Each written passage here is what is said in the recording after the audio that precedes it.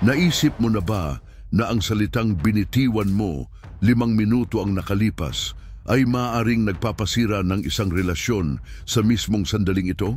Isang pag-aaral ang nagsiwalat na ang isang negatibong pangungusap ay nangangailangan ng hindi bababa sa 4 na positibong salita upang ma-neutralize sa utak ng tao. At alam mo ba ang pinakakamangha-mangha? Bago pa man magkaroon ng anumang siyentipikong pag-aaral ukol dito, binalaan na tayo ng Diyos tungkol sa nakakawasak na kapangyarihang dala natin sa ating bibig. Ngayong araw, malalaman mo kung bakit ang ilang tao ay kayang magbago ng buhay gamit lamang ang mga salita, habang ang iba nahihirapan na mapalapit pa sa mga mahal nila nang hindi nila namamalayan. Sa mga susunod na minuto, ibubunyag ko ang 7 sinaunang lihim tungkol sa kapangyarihan ng mga salita na magbabago ng iyong paraan ng pakikipagkomunikasyon. At ang panglima, ang pangatlo ay sobrang lakas na bihirang pag-usapan kahit sa mga simbahan. Ngunit bago tayo magsimula, nais ko sanang humiling ng isang bagay. Ikaw na nanonood, nagtitiwala ka ba sa Diyos? Kung oo, magkomento ka sa ibaba, nagtitiwala ako sa iyo, Diyos. At kung hindi ka pa nakasubscribe sa channel, iniimbitahan kita na mag-subscribe. Sa ganitong paraan, makakatanggap ka ng mga notifikasyon tuwing may bago kaming video. At manatili hanggang sa dulo ng video dahil ang ibubunyag namin sa iyo ngayon, tiyak hindi mo pa ito nakita. Isa, ang banal na pinagmulan ng salita. Isipin mo lang, sa simula ng wala pang anuman, tanging dilim at kawalan, isang salita ang nagbago ng lahat. Magkaroon ng liwanag at nagkaroon ng liwanag. Hindi ito isang kilos, hindi ito isang pisikal na aksyon, ito ay isang salita. Sa Genesis 1:3, nakikita natin ang unang hakbang na ginawa ng Diyos. Siya ay nagsalita. At sinabi ng Diyos, magkaroon ng liwanag, at nagkaroon ng liwanag. Pansinin na ang buong universo, ang buong paglikha ay nagsimula sa mga salita. Ang bawat elemento ng ating mundo ay nilikha sa pamamagitan ng kapangyarihan ng salitang binigkas ng Diyos. Ngunit alam mo ba ang mas kahanga-hanga? Sa Juan 1:1, ipinapakita ng Biblia ang isang kamanghamanghang bagay. Nang pasimula ay ang salita, at ang salita ay kasama ng Diyos, at ang salita ay Diyos. Ang salita, ang logos, ay hindi lamang isang bagay na ginagamit ng Diyos. Ito ay bahagi ng kanyang sariling kakanyahan. Ang kwentong ito ay nagpapaalala sa atin na tinatawag tayo ng Diyos na magtiwala sa Kanya kahit sa mga pinakamahirap na sandali. Kaya nilikha ko ang e-book na pagtagumpayan ang pag-aalala. Isang 21 araw na pag-aaral sa Biblia. Isang makabagong gabay na magdadala sa iyo sa isang araw-araw na paglalakbay na may mga pagninilay, panalangin at praktikal na hakbang upang patatagin ang iyong pananampalataya at mamuhay ng may kapayapaan. Ang link ay nakapirmi sa unang komento. Huwag palampasin ang pagkakataong maranasan ng kapayapaan ng Diyos at baguhin ang iyong espiritual na paglalakbay.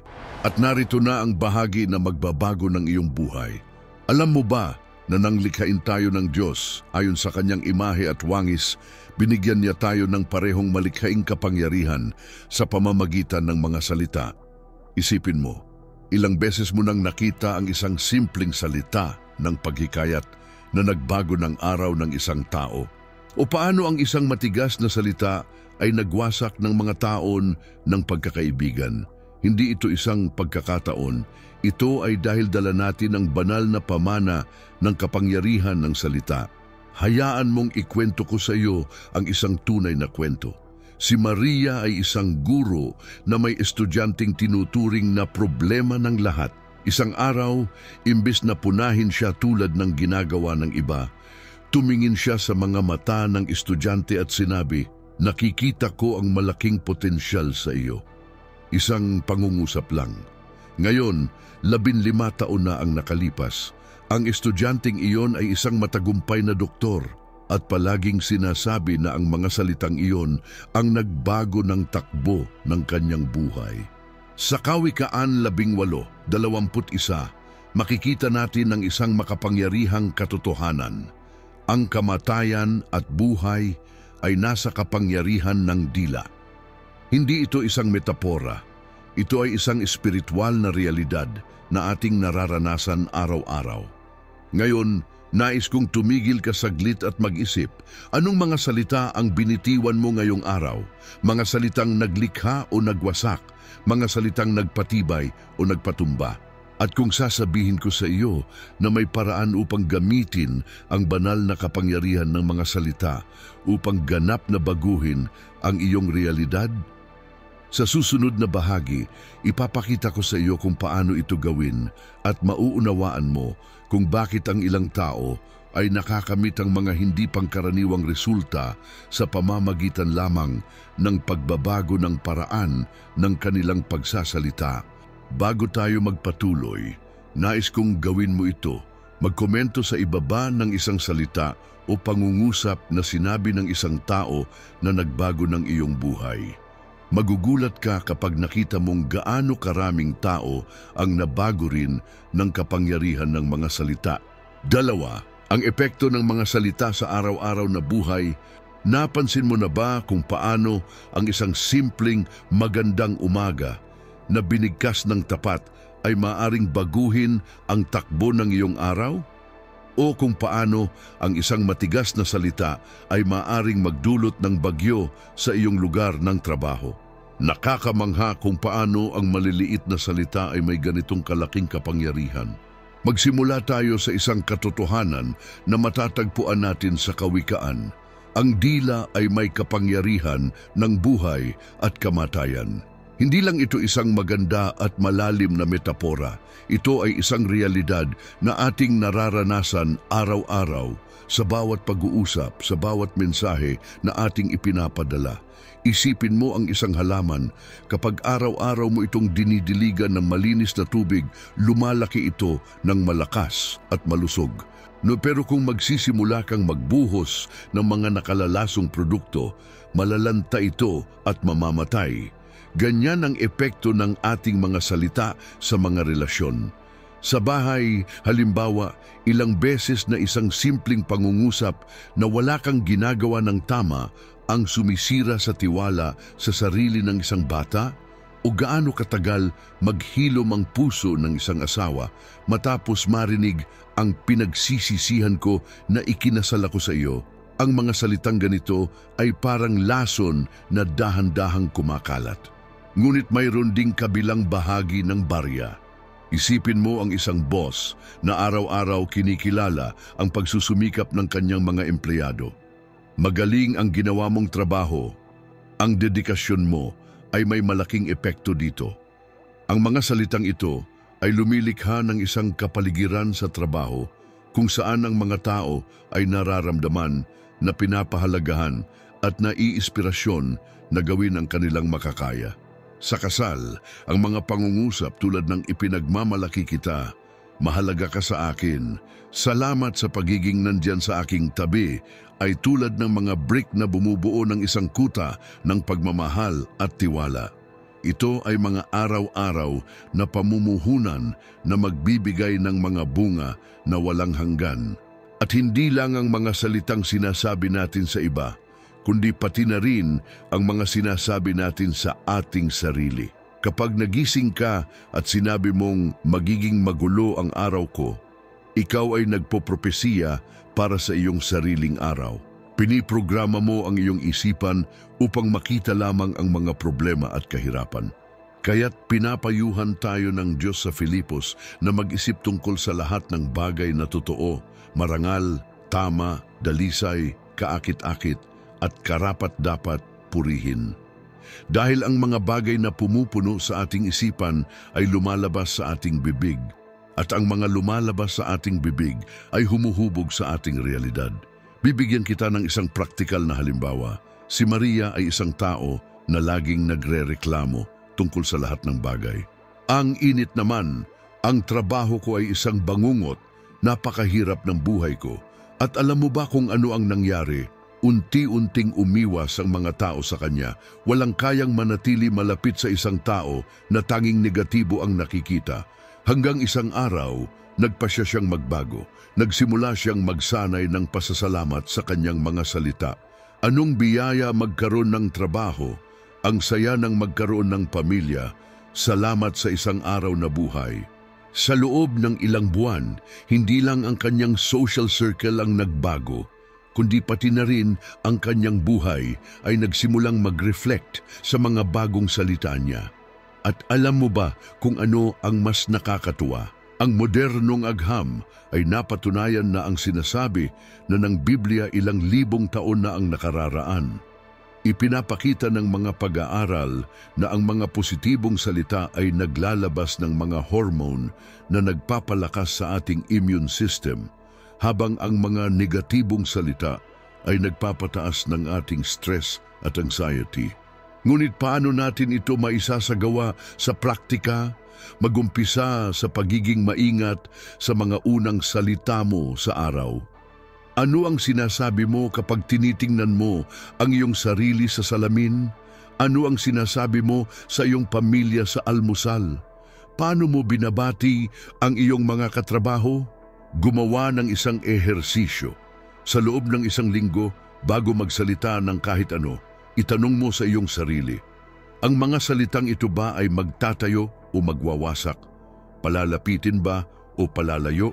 Magpapagaling ba o magdudulot ng sakit? Tandaan, ang iyong mga salita ay mga binhi. Kung magtatanim ka ng mga salitang puno ng pag-ibig, mag-aani ka ng malalakas na relasyon. Kung magtatanim ka ng mga salitang may pananampalataya, mag-aani ka ng mga milagro. Kung magtatanim ka ng mga salitang may pag-asa, mag-aani ka ng isang maliwanag na kinabukasan. At mayroon pang higit pa, ang iyong mga salita ay hindi lamang nakakaapekto sa kasalukuyan, tumutunog din sila sa kawalang hanggan.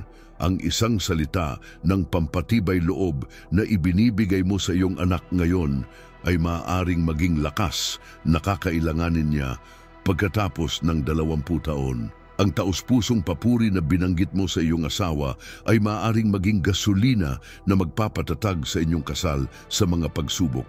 Kaya't piliin mo ang iyong mga salita ng matalino. Gamitin ang mga ito upang magtayo, hindi upang magsira, upang magkaisa, hindi upang maghiwalay, upang magpala, hindi upang magmura.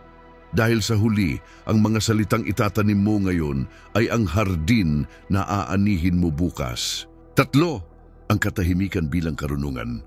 Napansin mo na ba na ang mga pinakamatatalinong tao ay kadalasan ang mga hindi madalas magsalita? Hindi ito isang koinsidensya.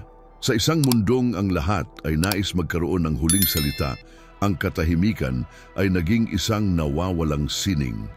Ngunit ngayon, muling nating matutuklasan ang kapangyarihang ito na maaring ganap na baguhin ang ating mga relasyon. Sa Biblia, sa Ecclesiastes, makikita natin ang isang malalim na katotohanan. May panahon ng pagtahimik at may panahon ng pagsasalita. Nakakatuwa kung paano ang pagkakasunod ng mga ito ay hindi aksidente. Unang dumating ang pagtahimik, saka ang pagsasalita. Mayroong isang banal na karunungan sa pagkakasunod-sunod na ito. Isipin mo ito, ilang beses ka na bang nagsisi sa isang bagay na sinabi mo sa init ng sandali? Ngayon, ilang beses ka nagsisi na hindi ka nagsalita at nagbigay ng oras para mag-isip? Nakakatuwa kung paano ang katahimikan ay bihirang magdulot ng pagsisisi sa atin. Hayaan mong ikwento ko sa iyo ang isang nangyari sa akin. Si Joao ay isang manager na iginagalang sa kanyang kumpanya. Kilala siya sa kanyang kalmado sa pag-aayos ng mga hindi pagkakaunawaan. Isang araw, pumasok ang isang empleyado sa kanyang opisina, galit na galit at inaakusahan siya ng favoritismo. Alam mo kung anong ginawa ni Joao? Tahimik lang siyang nakinig. Hindi siya nanghimasok, hindi siya nagdepensa, nakinig lang siya. Nang matapos ang empleyado, humingi si Joao ng ilang minuto para mag-isip. Ang maikling sandali ng katahimikan na iyon ay ganap na nagbago ng takbo ng pag-uusap. Sa huli, hindi lang nila naayos ang hindi pagkakaunawaan, kundi lumabas ang empleyado na mas humahanga pa sa kanyang leader. Ang katahimikan ay may kapangyarihang hindi alam ng marami. Binibigyan tayo nito ng pagkakataon na iproseso ang ating mga emosyon bago natin gawing mga salita na hindi na natin kayang bawiin. Tulad ng sinabi sa Aklat ni Santiago, ang bawat tao'y maging handang makinig, magantala sa pagsasalita at magantala sa pagkagalit. Ngunit maging praktikal tayo. Paano natin mapapalaganap ang matalinong katahimikan sa isang mundong puno ng ingay? Una, kailangan nating maunawaan na ang katahimikan ay hindi lang kawalan ng salita. Ito ay ang presensya ng karunungan. Ito ay ang mahalagang sandali kung saan pinapayagan mong magsalita ang Diyos sa iyong puso bago ka magsalita sa iba. Kapag ikaw ay pinupukaw o kinikritisismo, ang unang reaksyon mo ay magdepensa, hindi ba? Pero paano kung gawin mo ito tulad ni Jesus, na sa harap ng mga akusasyon ay madalas sumasagot ng matalim na katahimikan? Hindi lahat ng provokasyon ay nangangailangan ng sagot. Hindi lahat ng kritisismo ay nangangailangan ng depensa. Subukan mong gawin ito. Kapag nararamdaman mong may urgency na sagutin, bilangin sa iyong isipan hanggang 10. Sa mga segundo na iyon, magtanong ng 3 bagay. Ang salitang ito na nais kong sabihin ay magtatayo o magwawasak. Kailangan ko ba talagang sabihin ito ngayon? Paano ko mararamdaman pagkatapos kong sabihin ito? Ang katahimikan ay nagtuturo din sa atin ng isang mahalagang bagay tungkol sa pakikinig. Kapag lagi tayong handang magsalita, bihirang tayong tunay na nakikinig. Naghihintay lang tayo ng pagkakataon upang magsalita. Ang katahimikan ay nagpapahintulot sa atin na marinig hindi lamang ang mga salita ng iba, kundi pati na rin ang mga damdamin na hindi nila nasasabi. Sa kasal, halimbawa minsan ang iyong asawa ay hindi nangangailangan ng mga payo o solusyon, kailangan lang niyang marinig. Sa trabaho, kadalasan ang pinakamahusay na kontribusyon na maaari mong ibigay sa isang pulong ay hindi ang iyong opinyon, kundi ang iyong tahimik na atensyon. At may isa pang bagay, ang katahimikan ay isang makapangyarihang anyo ng panalangin. Sa mga awit mababasa natin, tumahimik at malaman na ako ang Diyos. Sa katahimikan, madalas nating matutuklasan ang mga sagot na hinahanap natin sa gitna ng ingay. Gumawa ng isang eksperimento, maglaan ng 5 minuto ng iyong araw para manatiling tahimik. Walang cellphone, walang TV, walang musika. Ikaw at ang iyong mga iniisip. Sa simula, maaaring hindi ka komportable, nagmumukhang takot ang mundo sa katahimikan. Ngunit sa paglipas ng panahon, matutuklasan mo na sa mga sandaling ito ng katahimikan, doon nangyayari ang mga pinakamalaking pagninilay. At alam mo ba kung ano ang mas nakakagulat? Kapag natutunan mong pahalagahan ang katahimikan, mas nagkakaroon ng bigat ang iyong mga salita. Nagsisimula ng magbigay pansin ang mga tao kapag nagsasalita ka, dahil alam nilang nagsasalita ka ng may layunin, hindi sa isang pabigla-bigla. Ngunit siyempre, hindi sapat na malaman lamang kung kailan mananahimik. Kailangan din nating matutunan kung paano kontrolin ang ating mga salita kapag tayo ay nagsasalita. At ito mismo ang pag-uusapan natin ngayon. Mga praktikal na teknik sa pagpapakita ng self-control na makakatulong sa iyo na magkaroon ng kontrol sa iyong dila sa anumang sitwasyon. Maghanda ka dahil ang susunod ay maaaring magbago ng iyong paraan ng pakikipagkomunikasyon. Apat na mga praktikal na teknik sa pagkontrol sa sarili. Gaano karaming beses mo nang naranasan na mag-isip, bakit ko pa sinabi iyon? Ang pagkontrol sa ating mga salita ay parang isang kalamnan. Mas madalas itong sanayin, mas lumalakas ito. Ngayon, tuturuan kita ng mga praktikal na teknik na makakatulong sa iyo na mapaunlad ang espiritual na kalamnang ito. Alam mo ba yung sinabi ni Tiago na ang dila ay isang apoy? Tama yun. Maaari nitong painitin ang mga puso o sunugin ang mga relasyon. Ngunit tulad ng ating natutunan kung paano kontrolin ang apoy para sa ating kapakinabangan, matututo rin tayong kontrolin ang ating mga salita. Magsimula tayo sa teknik ng 3 banal na filter. Bago magsalita, lalo na sa mga tensyonadong sitwasyon, magtanong ng 3 bagay. Totoo ba ito sa mata ng Diyos? Kailangan ba ito sa sandaling ito? Makikinabang ba ang nakikinig dito? Ngayon gusto kong itigil mo ang video sandali at magkomento sa ibaba.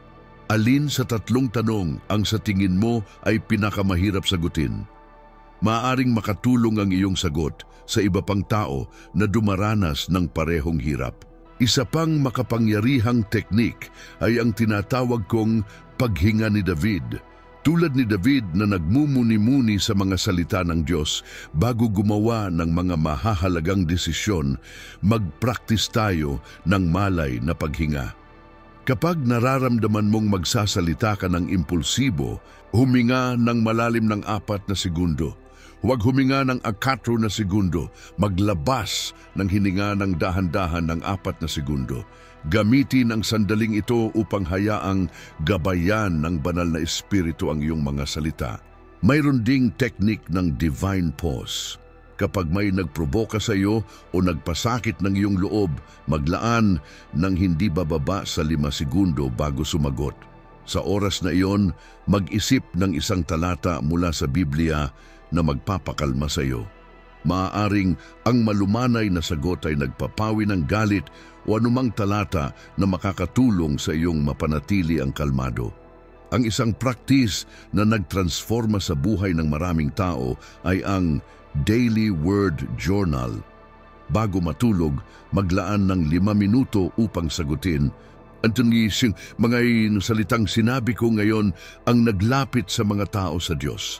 Aning mga salitang sana sinabi ko pero hindi ko sinabi. Nang mga salitang sinabi ko na sana ay hindi ko na lang sinabi. Sa pagsasaalang-alang na ito, nais kong magtanong sa iyo, kailan ang huling beses na nakapagpigil ka ng salita na maaaring makasakit sa iba? Ano ang naramdaman mo pagkatapos? I-share ang iyong karanasan sa mga komento. Isa pang mahalagang teknik ay ang tinatawag kong PARA method. Pause. Mag-pause bago magsalita. Analyze. Isa-isip ang epekto ng iyong mga salita. Respire. Pahintulutan ang banal na karunungan na gumabay sa iyo. Act. Magsalita ng may pag-ibig at layunin. Para sa mga espesipikong sitwasyon ng alitan, binuo ko ang Peace Protocol. Una, kilalanin ang iyong mga emosyonal na triggers. Maghanda ng mga pangungusap para magkaroon ng oras. Kailangan kong mag-isip tungkol dito. Lumayo kung kinakailangan. Balikan ang usapin kapag ikaw ay nasa kapayapaan na. Alam mo ba na pati ang ating pisikal na postura ay makakatulong? Subukan ito. Kapag nararamdaman mong magsasalita ka ng impulsibo, magsanib ang iyong mga kamay tulad ng sa panalangin. Ang simpleng galaw na ito ay maaaring magpaalala sa iyo na maghanap ng banal na karunungan bago magsalita. Ngayon may hamon ako para sa iyo. Pumili ng isa sa mga teknik na ito at magsanay ng 7 araw. I-record ang mga resulta at i-share dito sa mga komento kung aling teknik ang pinili mo. Magtulungan tayo at magtayo ng isang komunidad ng suporta upang magkasama tayong lumago sa aspetong ito. At tandaan, ang pagkontrol sa sarili ay hindi tungkol sa pagpapasikdo. Ito ay tungkol sa matalinong pagpapahayag. Hindi ito tungkol sa hindi pagsasalita, kundi sa pagsasalita sa tamang oras, sa tamang paraan, at may tamang puso. Buuin ang ugali ng panalangin bago ang mga mahalagang pag-uusap. Maaari itong maging isang simpleng panalangin tulad ng, Panginoon, sana ang aking mga salita ay maging extension ng iyong pagmamahal. Isang huling praktikal na tip, lumikha ng mga visual anchors. maliliit na paalala ng kapangyarihan ng mga salita. Maaaring isang talata mula sa Biblia, sa iyong cellphone, isang post-it sa salamin, anumang bagay na magpapalala sa iyo na mag-isip bago magsalita. Ang pagkontrol sa sarili ng mga salita ay isang paglalakbay, hindi isang destinasyon. May mga araw na magiging magaan at may mga araw na mahirap. Ngunit sa patuloy na pagsasanay, pagtitiyaga at sa biyaya ng Diyos, makikita mo ang mga pambihirang pagbabago sa iyong mga relasyon at sa iyong buhay espiritual. At laging tandaan, ang bawat salita na pinipigilan ay isang biyaya na pinapalaya.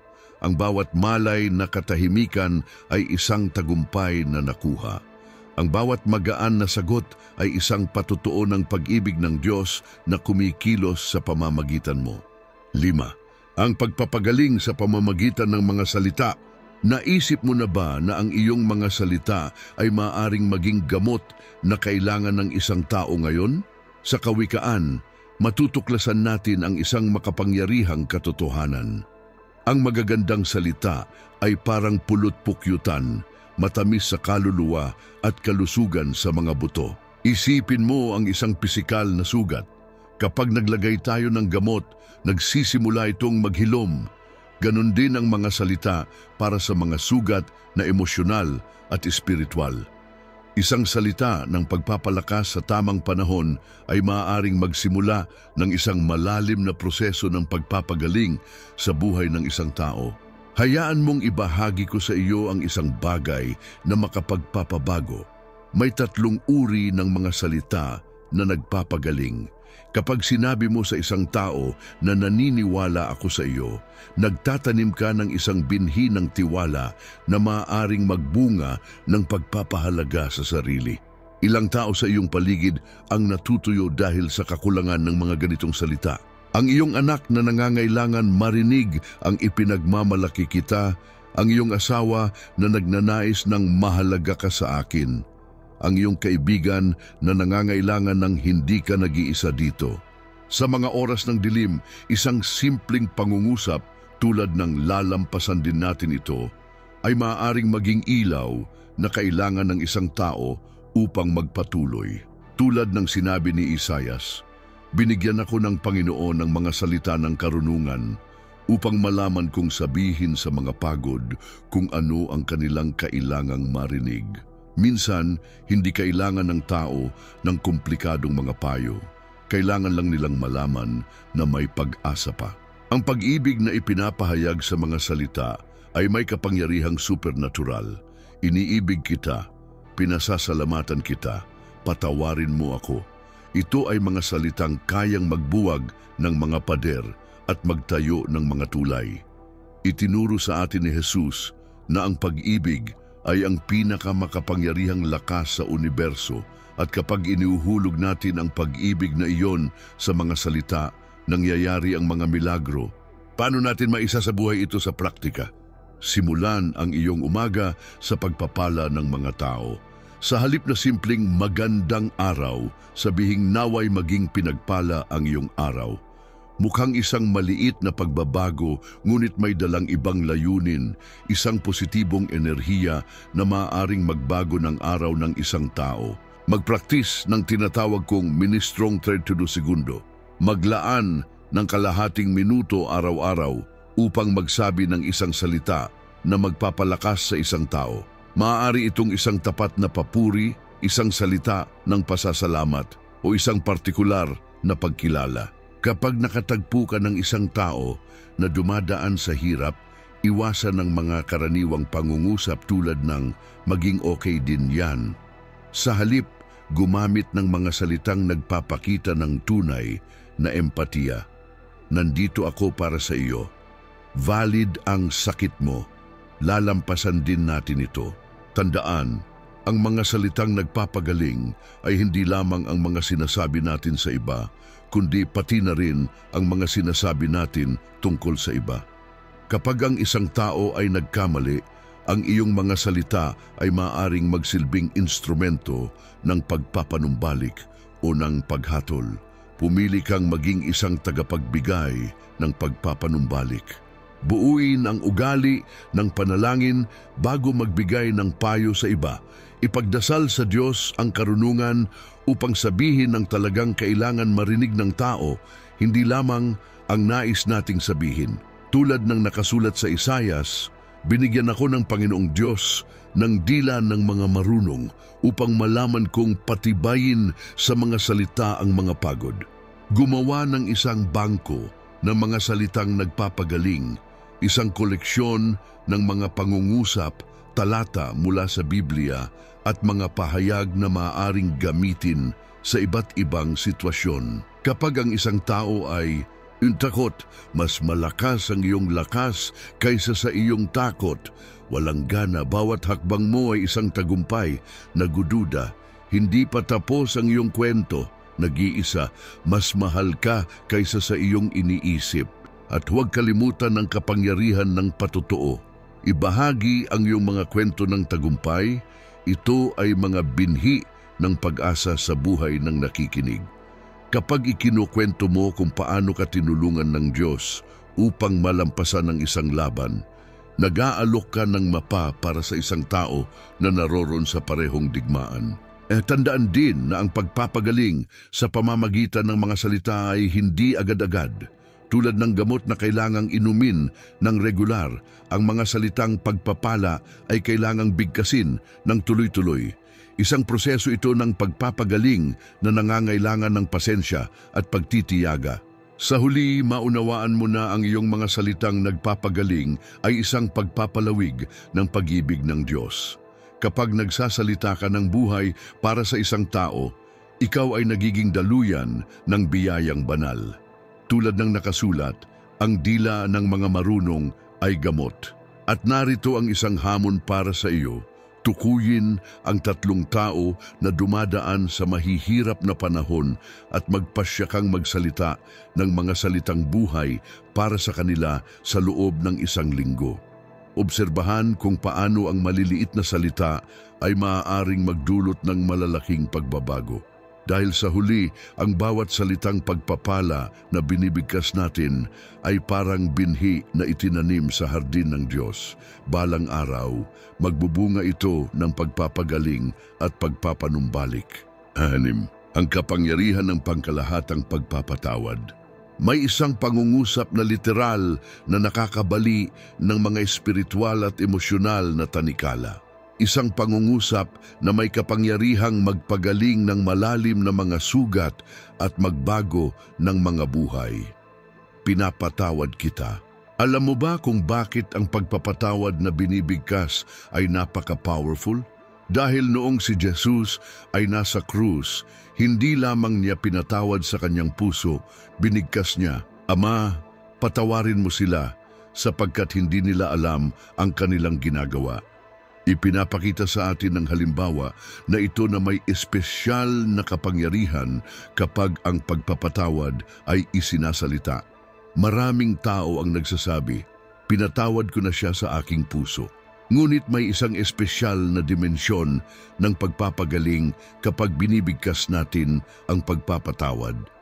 Ito ay parang isang espiritual na deklarasyon na umuukit sa natural at espiritual na kaharian. Kapag sinasabi mong pinapatawad kita, hindi mo lang ipinapaabot ang isang desisyon, gumagawa ka ng isang propetikong kilos ng kalayaan. Magbabahagi ako ng isang tunay na kwento. Si Maria ay may galit sa kanyang ama sa loob ng 21 taon. Sinasabi niyang pinatawad na niya ito, ngunit hindi niya pa ito binibigkas.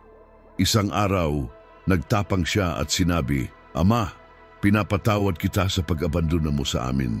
Sa oras na iyon, may nabasag sa loob niya. Ang mga luha na dumaloy ay hindi na luha ng sakit kundi ng kalayaan. At alam mo ba ang pinakakahanga-hanga? Ang kanyang ama na matigas ang puso ay umiyak din at sa kauna-unahang pagkakataon ay humingi ng tawad. Ang pagpapatawad na binigkas ay may 3 makapangyarihang dimensyon. Kapag binigkas mo ang pagpapatawad, ipinapahayag mo ang iyong sariling kalayaan. Parang binubuksan mo ang pintuan ng bilangguan kung saan ikaw mismo ay naglagay. Ang mga salitang pinapatawad kita ay ang mga susi na nagbubukas ng mga tanikala ng sama ng loob. Ang iyong mga salitang pagpapatawad ay maaaring ang eksaktong kailangan marinig ng ibang tao upang simulan ang kanilang sariling proseso ng pagpapagaling. Maraming tao ang may pasa ng kalungkutan at inaasahan ang maririnig na mga salitang magpapalaya sa kanila. Ang pagpapatawad na binigkas ay bumubuo ng mga tulay sa mga bangin na nilikha ng sama ng loob. Ito ang unang hakbang patungo sa pagpapanumbalik ng mga nasirang relasyon. Ngunit paano natin maisasabuhay ang pagpapatawad na binigkas ng epektibo? Una, magsimula sa iyong sarili. Tumingin ka sa salamin at sabihin, pinapatawad ko ang aking sarili sa maaaring magmukhang kakaiba ito sa simula. Ngunit may isang kapangyarihang pang-therapy sa pakikinig sa iyong sariling boses na bumibigkas ng pagpapatawad sa iyong mga pagkakamali. I-pause ang video ngayon at mag-isip, mayroon bang tao na kailangan mong sabihing pinapatawad kita? O baka ikaw ang kailangang marinig ang mga salitang iyon? Magkomento sa ibaba. Ang iyong kwento ay maaaring magbigay lakas sa iba upang gawin ang hakbang na iyon. Kasama ng pagpapatawad, naroroon ang kapangyarihan ng pagpapasalamat na binigkas. Hindi sapat na magpasalamat lang sa isip, may espesyal na pagpapala sa pagsasabi ng salamat. Para bang ang mga salitang pasasalamat ay nagbubukas ng mga pintuan para sa mas maraming pagpapala sa ating buhay. Narito ang ilang mga praktikal na paraan upang isabuhay ang pagpapatawad at pagpapasalamat na binigkas. Ang ehersisyo ng 3 pagpapatawad araw-araw. Sa umaga, patawarin ang isang bagay mula sa nakaraan. Sa araw, patawarin ang isang kamakailang pangyayari. Sa gabi, patawarin ang isang bagay mula sa araw na iyon. Ang praktis ng espesipikong pagpapasalamat. Sa halip na isang salamat na pangkalahatan, maging espesipiko. Salamat sa pakikinig sa akin nang ako'y nangangailangan. Nagpapasalamat ako sa iyong pasensya sa akin. Ako'y nagpapasalamat sa iyong presensya sa aking buhay. Mga liham ng pagpapatawad. Kahit na hindi mo maaaring ibigay o hindi dapat ibigay ang liham, ang akto ng pagsusulat at pagbasa ng malakas ng mga salitang pagpapatawad ay may kamanghamanghang kapangyarihang pang-therapy. Tandaan, ang pagpapatawad ay hindi isang pakiramdam. Ito ay isang desisyon. At kapag binibigkas natin ang desisyon na iyon, ini-align natin ang ating puso, isipan at bibig sa kalooban ng Diyos. At may higit pa, ang pagpapatawad na binigkas ay hindi lamang para sa malalaking pagkakasala. Magpraktis ng pagpapatawad sa mataas na tinig para sa maliliit na bagay araw-araw. Ang driver na pumutol sa iyo sa daan. Ang katrabaho na nakalimutang isama ka sa email. Ang kamag-anak na gumawa ng isang hindi maingat na komento. Buuin din ang ugali ng pagdeklara ng paunang pagpapatawad. Bago pumasok sa mga sitwasyong maaaring magdulot ng tensyon, magdeklara, pinipili kong patawarin ng maaga ang anumang pagkakasala na maaaring mangyari. At huwag kalimutan, kapag binigkas mo ang pagpapatawad, tinutularan mo ang puso ng Diyos mismo.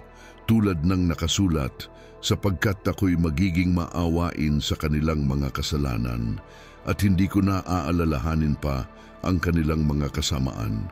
Ang pagpapatawad na binigkas ay parang pagbubukas ng mga bintana ng isang bahay na nakasara. Pinapayagan nitong magdaloy muli ang sariwang hangin ng biyaya. Ito ay pagpapahayag na ang kwento ay hindi nagtatapos sa pagkakasala, kundi sa pagpapanumbalik. Sa huli, tandaan na ang pagpapatawad ay hindi nangangahulugang aprubahan ng ginawa, kundi ang pumili ng kalayaan mula sa bigat ng sama ng loob. Kapag sinasabi mong pinapatawad kita, pinipili mong ang iyong sariling kalayaan. Ito, pang-araw-araw na pangako sa positibong mga salita. Napansin mo ba kung paano may mga tao na parang may kakayahang palaging magsabi ng tamang mga salita? Hindi ito isang likas na talento. Ito ay isang ugali na pinapalago araw-araw. Ngayon, ituturo ko sa iyo kung paano paunlarin ang ugaling ito sa isang praktikal at nakakabagong paraan. Sa Kawikaan makikita natin na ang kamatayan at buhay ay nasa kapangyarihan ng dila. Ibig sabihin, ang bawat salita na binibigkas natin ay parang binhi na itinutanim natin sa ating pang-araw-araw na hardin. Ang magandang balita, maaari nating piliin ng may malay kung anong mga binhi ang itatanim natin. Simulan natin sa praktikal na plano ng 31 araw ng positibong mga salita. Linggo 1, kamalayan. Araw 1 to 3, subaybayan ang iyong mga salita. Isulat sa isang notebook kung gaano kadalas mong gamitin ang mga negatibong ekspresyon. Araw 4 to Fibu. Tukuyin ang iyong negatibong trigger, mga sitwasyon na nagdudulot sa iyo ng paggamit ng mga salitang hindi nakakatulong. Araw 6 to 7, gumawa ng listahan ng mga positibong pagpapalit para sa bawat negatibong ekspresyon.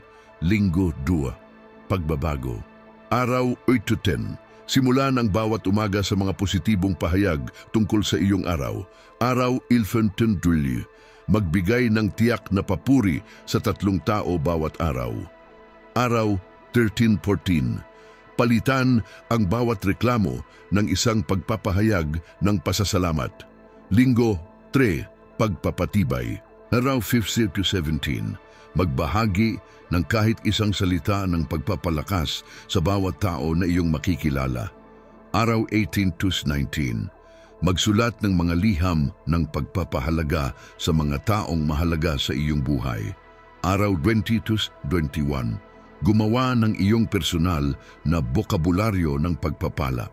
Ngakayon, narito ang detalyadong pang-araw-araw na plano. Rutina sa umaga ng mga salita, unang 30 minuto ng araw, 5 minuto, pagdarasal para sa karunungan sa iyong mga salita, 5 minuto, pagbasa ng isang talata tungkol sa mga salita, 5 minuto, mga positibong pahayag tungkol sa iyong araw, 15 minuto, mapanuring pagpaplano ng mga mahahalagang pag-uusap. Praktis sa buong araw. Bawat kainan, magbigay ng tiyak na pasasalamat. Sa bawat pagtatagpo, gumamit ng kahit isang salitang nakakapagpatibay. Sa mga oras ng stress, magpahinga at pumili ng mga malay na salita. Pagsusuri sa gabi, ilista ang 3 pagkakataon na ang iyong mga salita ay nagbigay ng pagpapala sa ibang tao. Tukuyin ang isang sitwasyon kung saan maaari mong napili ang mas magagandang salita.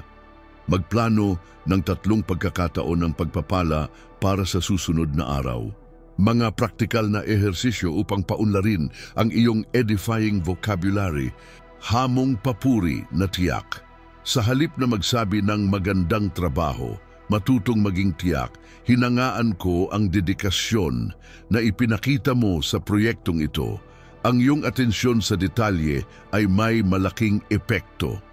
Ang paraan ng pagharap mo sa mahirap na sitwasyong iyon ay nakaka-inspire. Teknika ng pagbabago ng posisyon. Baguhin ang mga negatibong pangungusap sa mga positibong pahayag. Mula sa anong pangit na araw, papalit ng ang araw na ito ay may mga bagong aral. Mula sa hindi ko na kaya, papalit ng lumalago ako sa hamong ito. Mula sa walang mangyayari, papalit ng makakakita ako ng paraan upang magtagumpay. Pamamaraan ng 3 filter. Bago magsalita, ipasa ang iyong mga salita sa 3 filter. Tama ba ito? Kailangan ba ito? Nakakatulong ba ito? Paglikha ng iyong kapaligiran ng mga positibong salita.